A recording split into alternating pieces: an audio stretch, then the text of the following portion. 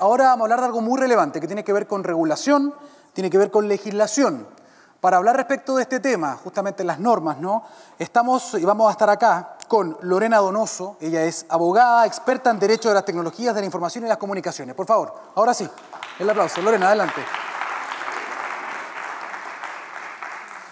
Y también estamos con Ciro Colombara. Por favor, adelante, un aplauso para él, socio fundador de Colombara, Estrategia Legal. Sí, muy bien. Vamos a avanzar. Gracias por estar acá. Tiene su micrófono también. Decir que recuerdo mucho a Ciro en el último tiempo porque estuvo relacionado con este tema de WorldCoin. ¿Se acuerdan de las personas que estaban escaneando los iris? No sé si lo han visto acá en Chile, pero están escaneando los iris de las personas para una aplicación. Bueno, ahí estuvo Ciro involucrado en una acción legal. Bien, gracias por estar acá. Vamos a hablar de diferentes temas. Quiero partir inmediatamente contigo, Lorena. ¿Cómo se aborda la autonomía progresiva de los niños, niñas y adolescentes en la normativa sobre acceso a redes y servicios tecnológicos? Duro, al tiro. Duro, al hueso. Sí. Ok, miren, aquí tenemos un tema bien complejo en esta materia porque pensemos en el hombre, en el ser humano como un ser adaptativo. Él, lo primero que, para poder sobrevivir en un entorno, tenía que conocer su entorno. Y para eso normalmente se servía de su progenitor, que lo criaba y lo acompañaba, porque el progenitor conocía el entorno.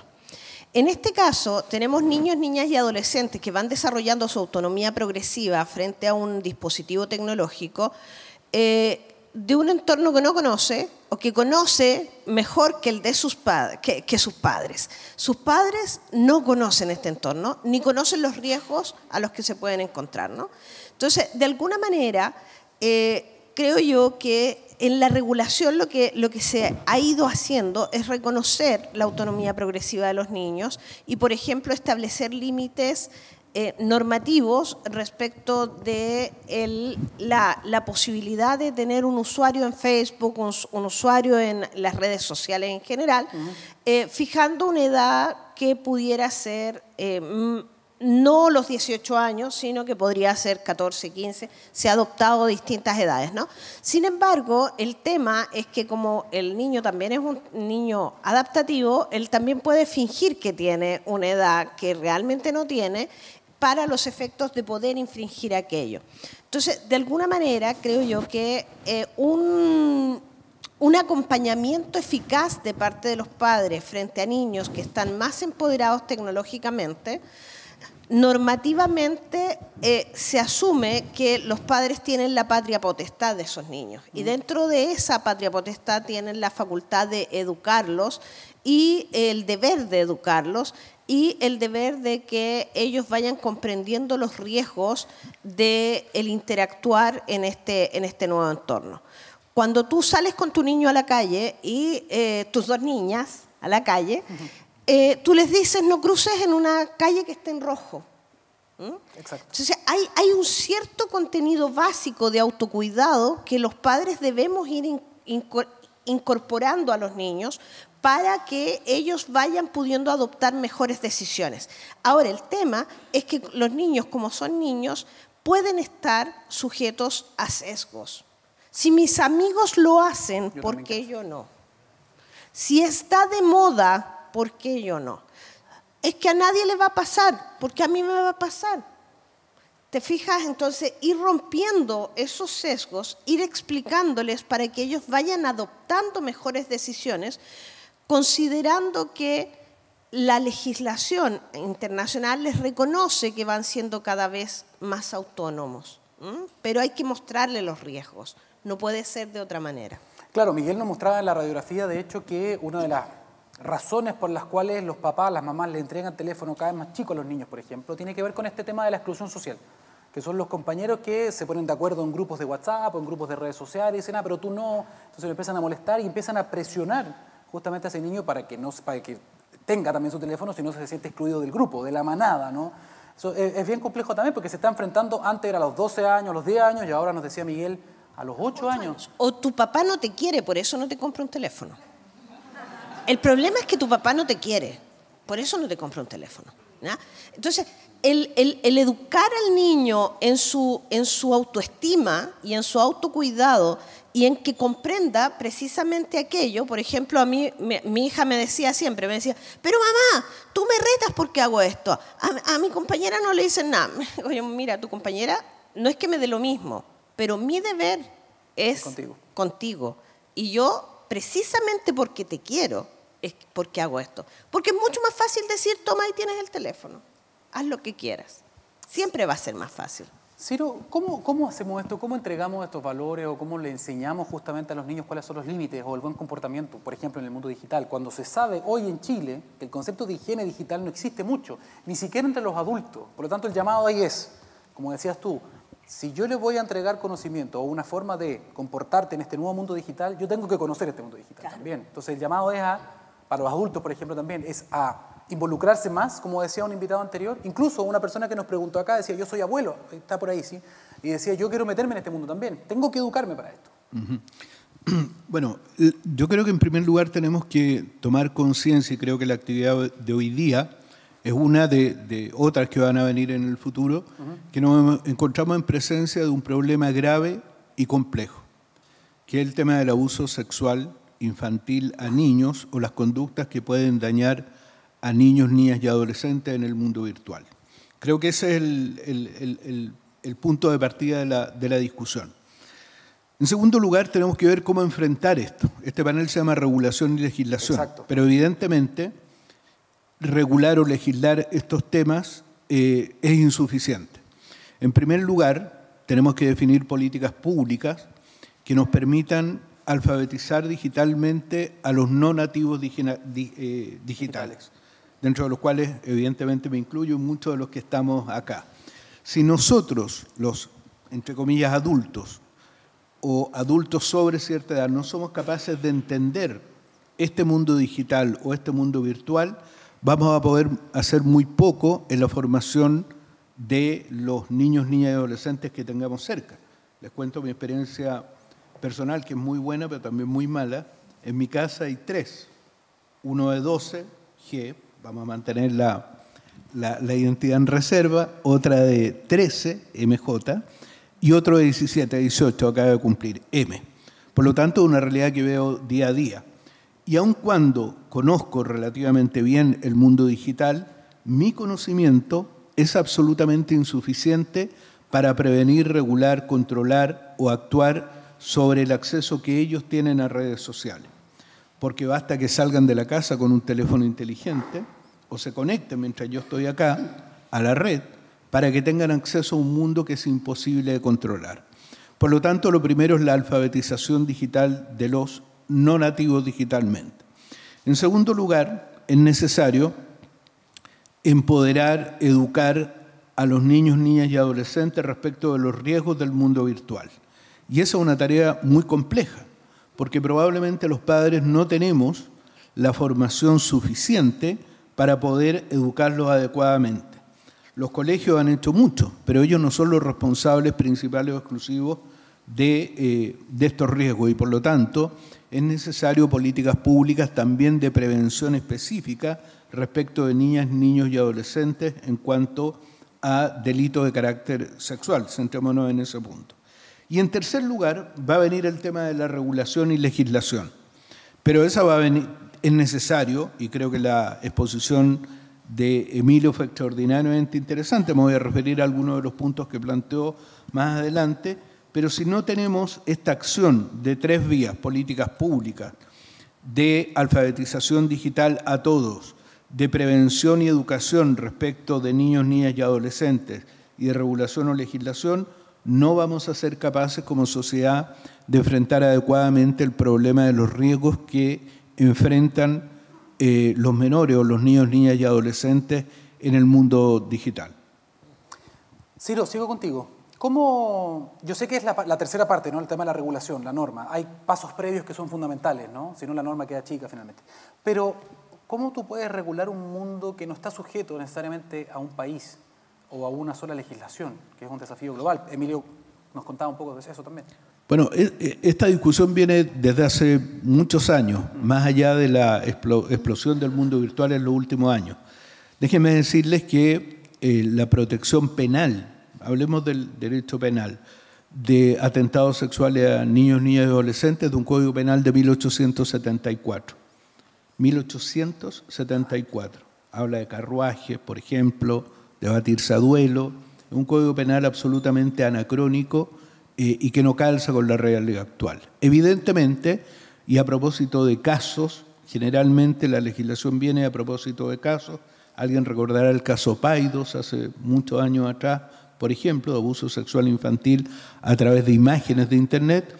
Se empezaron a dictar legislaciones específicas, pero en los albores o los inicios de Internet. Hoy día no podemos pensar en un marco regulatorio si no pensamos global. Y desde esa perspectiva hay dos preguntas que siempre todo el mundo se hace en esto.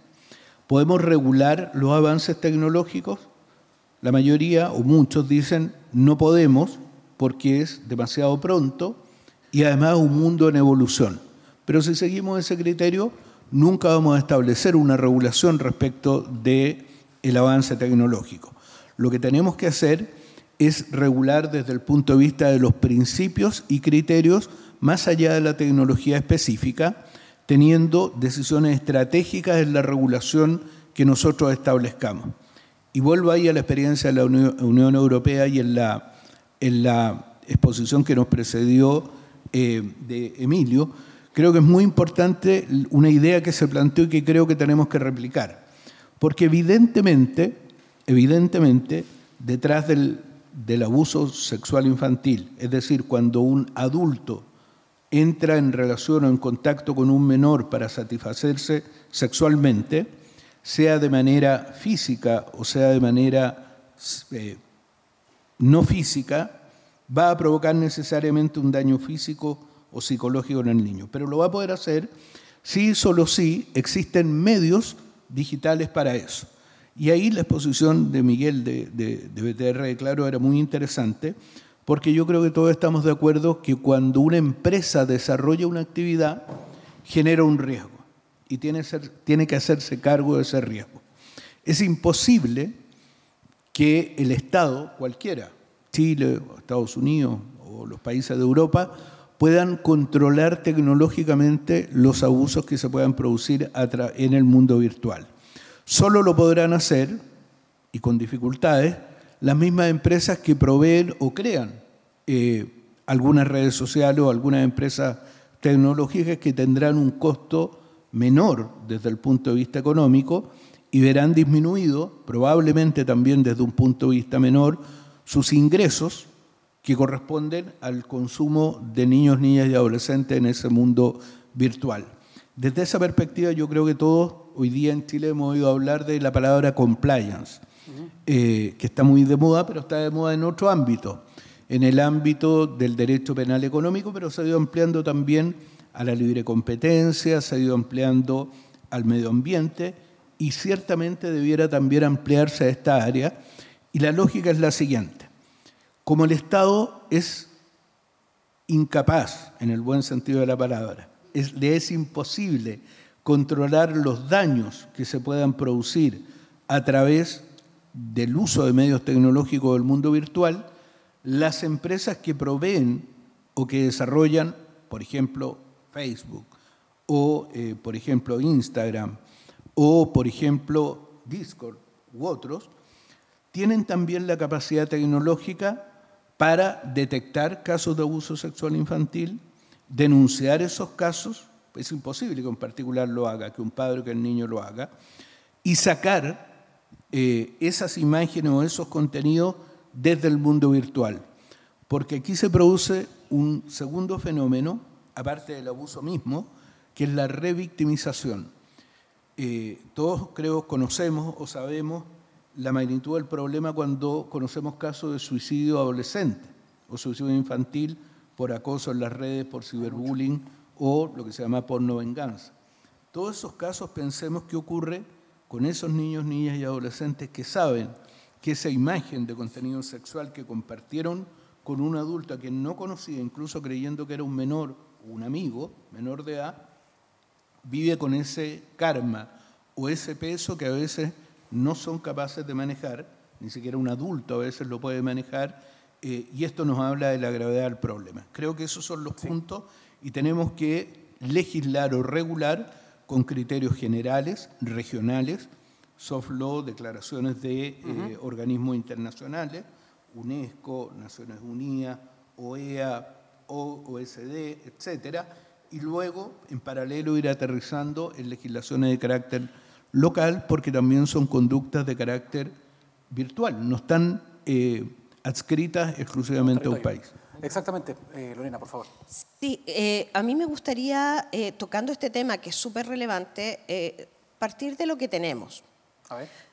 Si bien nuestro Código Penal es viejito, en los años 90 fue actualizado y se incorporó los artículos 366 y siguiente, perdón por ser así. No, dale. ¿Ya? Pero en concreto se prescribe y sanciona el abuso sexual, incluso incluyendo niños virtuales, incluso en aquellos casos donde no hay niños involucrados. Por tanto, nosotros tenemos delitos asociados a la pornografía infantil, al abuso de menores en Internet, y están previstos y sancionados de hace más de 15 años. Tenemos, por tanto, una aplicación concreta. Adicionalmente, nosotros no somos una isla, afortunadamente, y somos parte del Convenio de Budapest. Con lo cual, las normas que nos habló Emilio en la mañana sobre la persecución de este tipo de delitos se aplican en Chile. Me interesa porque hay padres acá y profesores. Tenemos en Chile un punto focal, que es la Fiscalía, en donde se pueden hacer estas denuncias y se persiguen los ilícitos a través de redes internacionales de persecución de delitos. Hay un foro internacional que se junta todos los años en la ciudad de León, financiado por la OEA, en donde padres y profesores pueden participar, y también policymakers para los efectos de diseñar estrategias específicas de persecución de estos tipos penales. ¿Ya? Es un bootcamp, son 15 días en la ciudad de León, los meses de julio o agosto, que les recomiendo de todas maneras que vayan porque se aprende mucho. Se han desbaratado redes de pornografía, redes de suicidios colectivos, gracias a la acción colectiva del Mundo Budapest. En Latinoamérica somos parte de Budapest, además de Chile, está en el Perú, está Uruguay en la fase inicial de invitación, Argentina y México lamentablemente no es parte, pero es una red de persecución de estos tipos de delitos y por favor no quiero que crean que nosotros no hemos regulado. Tenemos los delitos de pornografía infantil, tenemos los delitos de pornografía infantil incluso con imágenes virtuales de niños, porque se entiende que el sujeto protegido aquí es la niñez. Quizás y tenemos incluso, acá Miguel Ollonarte, a quien conozco desde Polluelo, Miguel, las compañías de telecomunicaciones tienen la obligación de conservar la información y de ponerla a disposición de las policías con un mecanismo proactivo de conservación de la información. Y es una obligación que tienen hace muchos años atrás y que la cumplen religiosamente, debiendo custodiar la información, la reserva de la información, pero si es que hay un delito que se persigue, tiene que estar ahí. ¿Dónde estamos al debe nosotros? Nosotros estamos al debe en la responsabilización de las plataformas tecnológicas de neurotecnologías indirectas. A ver, ¿cómo eso? Google, ¿Ya? Facebook, Meta, X, todos ellos de alguna manera generan un entorno que captura la atención de las personas y que les llama a entregar información privada, a subir contenidos, a subir videos comprometedores. Hay todo un entramado de compañías que lo que hacen es generar incentivos para que los niños, niñas y adolescentes suban información. Y a ellos no los hemos regulado. Y ellos, cada vez que lo hemos tratado de llevar a tribunales, se escudan en que no tienen domicilio en Chile. Esa era un poco la pregunta que también le hacíamos también a Ciro, ¿no? Es decir, ¿se puede realmente regular, se puede tratar de limitar, normar cuando son compañías que están basadas afuera, o en China, o en Estados Unidos, o en Europa? Yo coincido con Lorena y lo mencionaba, que pese a que el Código Penal es de 1874, no ha habido reformas legislativas posteriores que permiten perseguir casos. En eso estoy de acuerdo contigo, Lorena. Sin embargo, creo que la cifra negra debe ser muy alta. No tengo números porque no ha habido estudios sobre eso, pero es evidente que con la normativa actual, la única posibilidad de que un caso de amenaza o daño a un niño, niña o adolescente va a venir o de una denuncia del propio afectado, difícil, de una denuncia de sus padres o quienes tengan la custodia de sus niños, difícil, porque no hay gente nativa digitalmente, o de investigaciones que se desarrollen en otros países y que logren detectar, por ejemplo, casos de pedofilia o de personas involucradas en redes internacionales que estén físicamente en Chile. Y concuerdo contigo también, Lorena, y creo que es uno de los puntos altos de este seminario, que pareciera, o más bien necesariamente, el paso en el que debemos avanzar es en establecer una regulación específica, porque mencionamos mecanismos de prevención, ¿no es cierto? Dijimos qué podemos hacer: capacitar, empoderar, educar, alfabetizar digitalmente. Y en mecanismos de sanción. ¿Y mecanismos de sanción respecto de quiénes? Respecto de las personas responsables de abuso respecto de niños y adolescentes. Efectivamente hay normas penales, pero también hay una cifra negra muy alta. Pero también, y este es el punto que falta, y creo que el seminario de hoy puede ser el puntapié inicial para esto, respecto de las empresas que tú mismo mencionaste, que así como tienen aspectos, elementos positivos, porque nadie está en contra del avance tecnológico, lo que pasa es que no queremos que ese avance tecnológico pueda causarle daños en general a las personas, y en particular a niños, niñas y adolescentes. Esas empresas que legítimamente desarrollan una actividad comercial, dentro de su modelo de negocio se le imponga, tal como a muchas empresas en Chile y en el mundo a través de los modelos de compliance o modelos de prevención de delitos, también ocurra lo mismo respecto de estos delitos en particular. De manera tal que deban tomar precauciones, para lo cual tienen la tecnología necesaria o suficiente, de manera que, reitero, se puedan detectar casos de abuso sexual infantil o daño a menores, puedan denunciar ese hecho a la autoridad competente, que será el Ministerio Público, y puedan retirar dentro de su ámbito o esfera de alcance tecnológico esas imágenes o esos contenidos dañosos respecto de menores. Ese es el punto que creo que en el que debemos avanzar, y me parece que la exposición previa respecto de lo que se está avanzando en Europa es la forma correcta de avanzar en este tema. Un norte. Y ahí vuelvo un paso atrás, perdona Daniel, cuando decimos, ¿podemos legislar respecto de estos temas si el avance tecnológico es tan rápido? Y la respuesta es sí. Y creo que el mejor ejemplo, y Lorena y otras de las personas presentes acá, participaron de la regulación de neuroderechos en Chile a nivel en la reforma constitucional, en que al principio esa pregunta o esa objeción se planteaba con mucha fuerza. ¿Cómo vamos a regular algo que está en constante desarrollo, en una etapa incipiente? ¿Vamos a meternos y regular? La experiencia, el tiempo, estos 2 o 3 años nos indican no solo que es posible, sino que además la regulación que estableció Chile en materia de reforma constitucional hoy día está siendo utilizada como modelo por otros países. Chile para estos efectos es una suerte de laboratorio.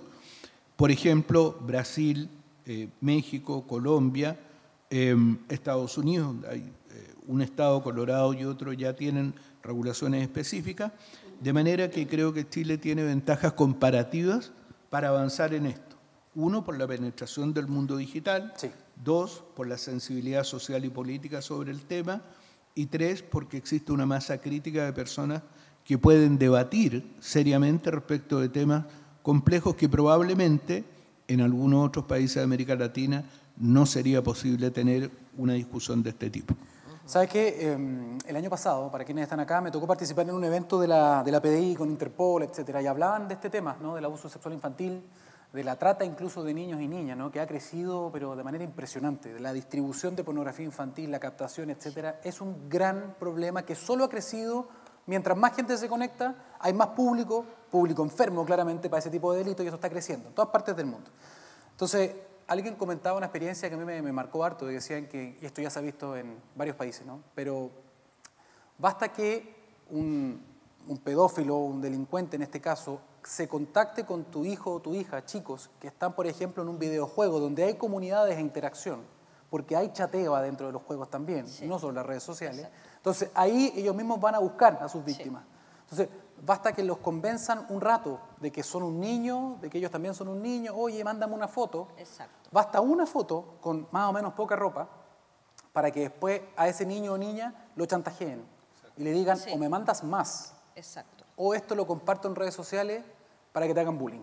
Ajá. Y se hacen verdaderos captadores de niños y esto está pasando en todas partes. Y ahora, ¿por qué lo menciono? Porque con el tema de la inteligencia artificial, generativa además, están sacándole fotos a personas. Ni siquiera tienen que sacarse una foto con poca ropa, una foto con ropa, y te la editan rápidamente para que te veas en situaciones eróticas, etcétera, y lo están usando para chantajear también. Entonces, ¿cómo normamos algo, como tú bien decías, Ciro, que está pasando ahora y que se está refinando a una velocidad impresionante?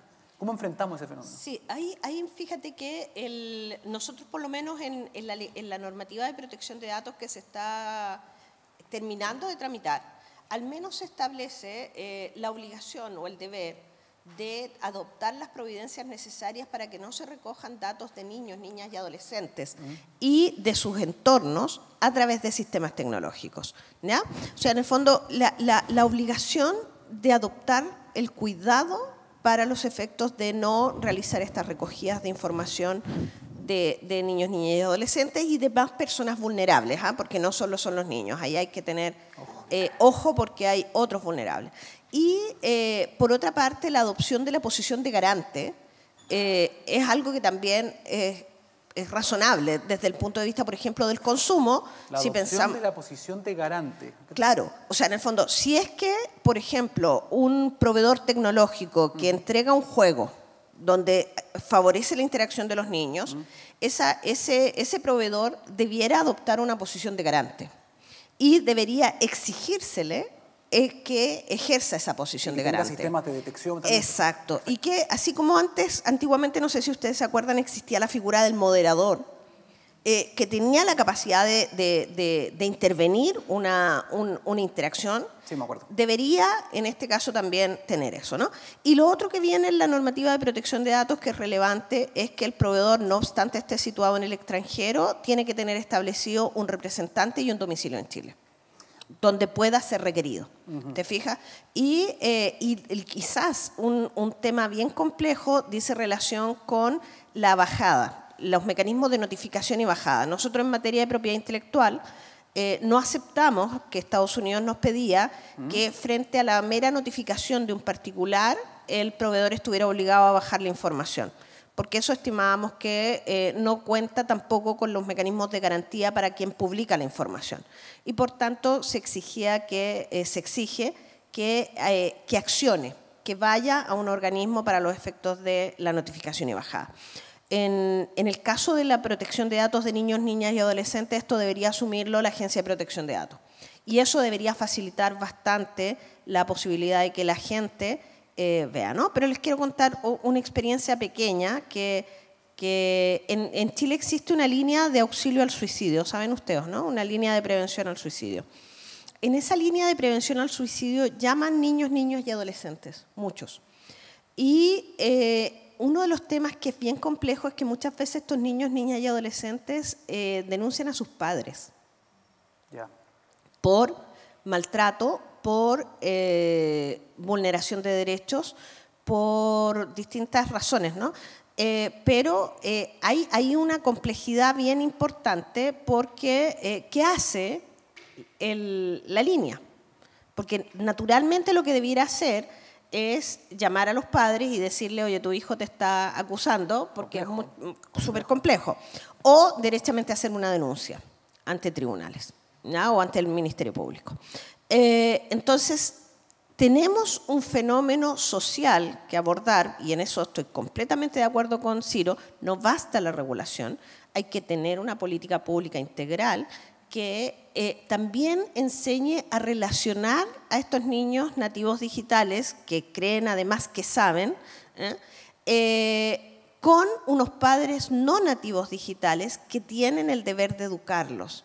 Entonces, muchas veces los niños anuncian que se van a matar porque el papá le quitó el teléfono porque se sacó una mala nota. Entonces, ¿qué hago con eso? Obviamente llamo al papá y el papá quiere la grabación donde su hijo, pero tampoco sabemos si es para castigarlo más o para... Es súper complejo, entonces tenemos que adoptarlo desde las políticas públicas, desde la institucionalidad, desde la formación de los educadores, la formación de los formadores y desde el empoderamiento de los mismos niños para que se autocuiden frente a las amenazas que están en la red. Bueno, esto es una reflexión larga, ¿eh? No hay una bala de plata para esto, claramente hay una batería, ¿no?, de políticas públicas, también de educación en la casa, en los colegios, reflexión interna. Bueno, Lorena Donoso, Ciro Colombara, esta conversación es relevante. Muchísimas gracias por estar acá. Muchas gracias. Un aplauso para él.